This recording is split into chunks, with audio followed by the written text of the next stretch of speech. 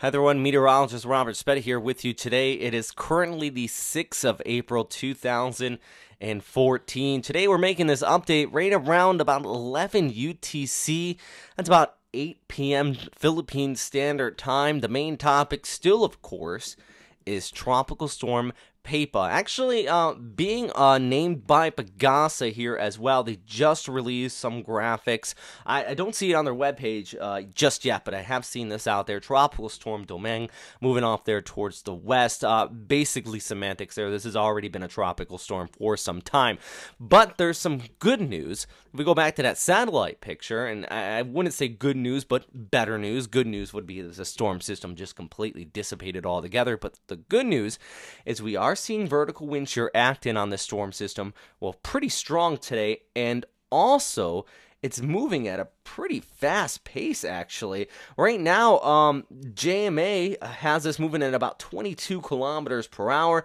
JTWC up to 28 kilometers per hour. What that means is that the faster move of the movement, not the faster of the wind speed, but the faster the storm is moving, the better news, because this is going to be a slow-moving, washy-type storm system if it keeps at this pace. There is a chance it could slow down once it reaches the Philippines, but I think at this time, though, this is going to be a pretty fast-moving storm. The other thing you don't notice on this satellite imagery to the untrained eye, but if we take a little bit of a closer look, and I do apologize for this continuing to load, but the center of circulation actually is displaced well towards the east of where all that convection is.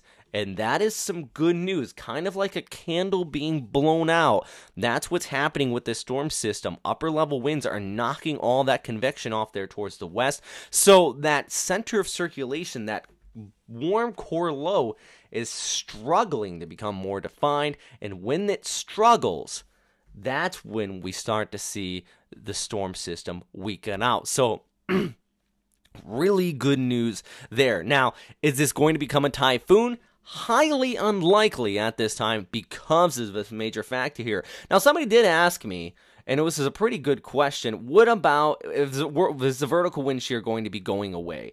And I think at this time, that is a yes. Let's go ahead and pull this up from GFS, and you can see that all these areas in the greens, in the, the blues and the greens.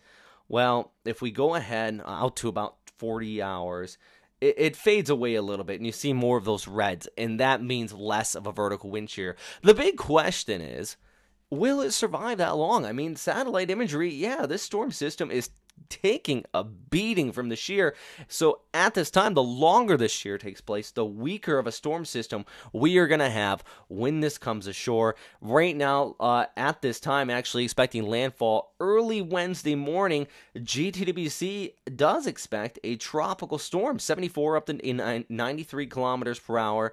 JMA, they're expecting a severe tropical storm, a little bit stronger, 93 up to 130. So they're on the stronger side of this. By the way, I do use the JMA intensity scale. That's the difference between tropical storm and severe tropical storm, 89 to 170 kilometers per hour. Then you get into the typhoon category once you get up to right around 120 kilometers per hour. So do want to mention that for those of you who are a little bit confused by the intensity scale I'm using. It's the official one out here in the Western Pacific. But that's the big question. I think it's going to stay as a tropical storm, though. I mean, if we take a look here at the model outlook, storm system moving away from Palau here. You've actually seen some pretty heavy rainfall, over 150 millimeters today. It's going to continue to track off there towards the west, though, basically tracking along the southern periphery of a high-pressure ridge farther off there towards the north. Same thing as the last several days. That's also causing these high gradient-induced winds, and that's why, well, gale warnings in effect all the way from the northern tip of Luzon down through Visayas.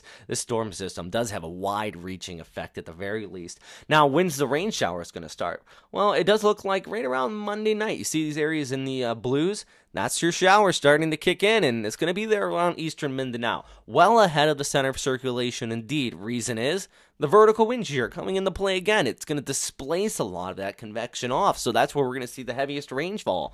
As we look ahead, though, into Tuesday, showers remaining persistent. So even though the storm system is weak, we're still looking at that rainfall, and that's where I think that we're going to see, well, that threat of the the severe weather as this does continue to come ashore, and with some still fairly gusty winds out here. I mean, 100 gusting up to possibly 100 gust up to about 100 kilometers per hour here from the Joint Typhoon Warning Centers, moving northwest at about 13 kilometers per hour. So our storm system, it still is going to pack a punch as far as the gale force winds near the immediate coastline, but I do still expect that landfall there across northern portions of Mindanao. Key thing to keep in mind, though, I think, is that the center of circulation doesn't matter all too much with this storm system. It's going to be disorganized, widespread rainfall up and down the coastline, plus that interaction with the monsoon. So you're looking at gale force winds well away from the center of circulation. So it's just going to be a mess for a lot of people here on your Tuesday, going through Wednesday, especially out across much of southern Visayas, eastern Mindanao. Actually, look at the rainfall accumulation from the same model outlook. I'll go ahead and pull it up here really quick. From the same model I just showed you there, and you're seeing this heaviest totals there in eastern Mindanao. Going ahead even farther, I mean, it really starts to pile up, and our storm system eventually will start to taper off. But this is where you're going to see those showers just be persistent. I mean, up to 10 to 12 inches. Do apologize, this isn't in millimeters, but up to 10 to 12 inches, definitely not very pleasant at all. NavGem even agreeing up with that northwestward progression, moving over Visayas as well. They're on the stronger model outlook, a little bit farther north of what JTWC's track is. Like I said, it's going to be a weak storm system. I would be really surprised if this does consolidate more and reorganizes prior to landfall. If it does, we're going to be here with you at westernpacificweather.com to update you on any changes in the outlook. But model consensus really in place there for this storm system. Oh, it's not up there right now.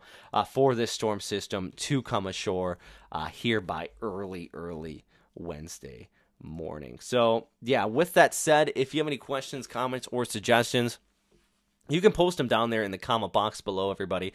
And as always, yeah, stay safe out there, and thanks for watching.